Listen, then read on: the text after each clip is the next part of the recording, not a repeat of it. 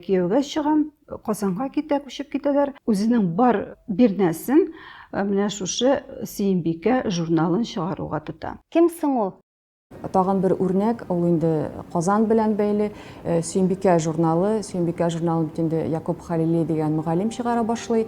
Аның хатыны Әсма ханым Шафигуллина. Ул Казан губернасында Акҗигит авылында яшәгән сәүдәгәр Заһидулла Шафигуллин дигән кешенең кызы, һәм ул бик бай сәүдәгәр була инде. Ул да менә шул хатын-кызларны укыту эшендә дә ул зур өлеш керткән кеше. Ул Казан губернасында 1872 елда беренчеләрдән булып кызлар мәктәбе оештыра, мөгаллимәләр чакырта, күп акчалар түләтеп эшләтә анда.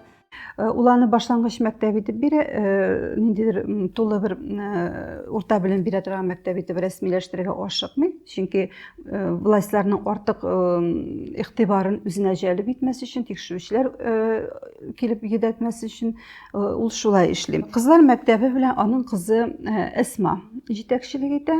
Әсма инде ул рәсми җитәкче түгел, әмма әтисенә булышып, менә шушы укыту процессларында ярдәм иткән ханым.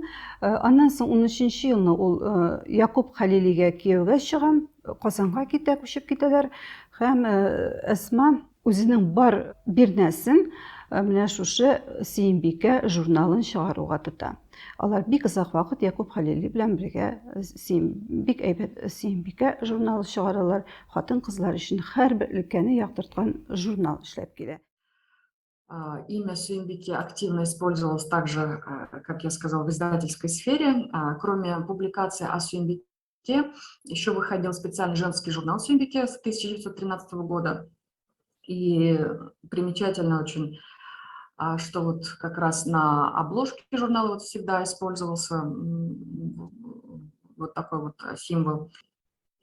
Символично и логично, что женский журнал назвали именем известной татарской царицы. Женщина во главе целого государства – это, наверное, вдохновляющий пример для всего татарского народа, для всех татарок начала XX века.